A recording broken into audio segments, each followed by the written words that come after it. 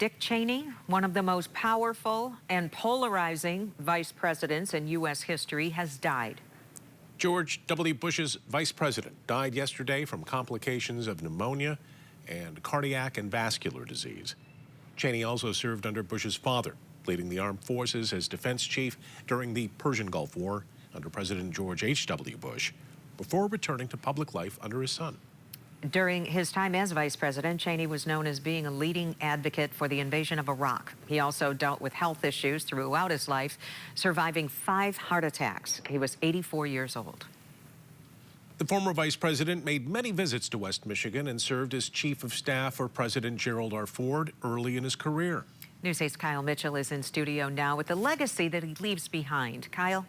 Sue and Brian, Vice President Dick Cheney served in many roles throughout his political career, but he's credited with his time. He has credited his time working for President Ford with leading him to run for public office. I, Richard Cheney, do solemnly swear. The former vice president had an extensive resume of working in American politics. Dick Cheney had one of the longest and most diverse careers of virtually anybody in American politics, really. There are a couple of folks who maybe are in that conversation. John Clark, the chair of the political science department at Western Michigan University, says Cheney was involved in major policy decisions for decades. Working his way up through various minor roles into becoming the youngest chief of staff ever for President Gerald Ford, subsequently running for Congress and rising to the #2 position within the Republican Party in Congress, then serving as vice president.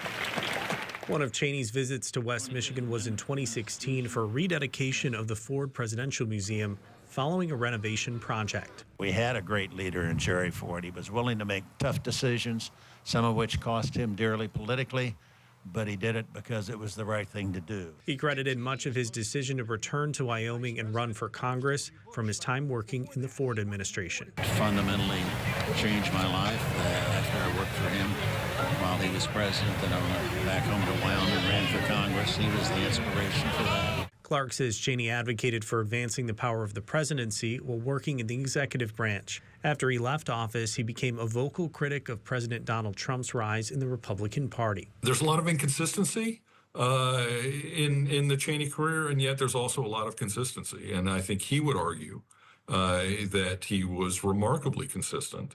It's just that the circumstances around him changed over time. The harder question to answer is how history will view the former vice president and his legacy. I think history will give him a very mixed view, and I think he is going to be one of those folks that in some periods by some folks will be honored for his service and denigrated by other folks at other times for his service.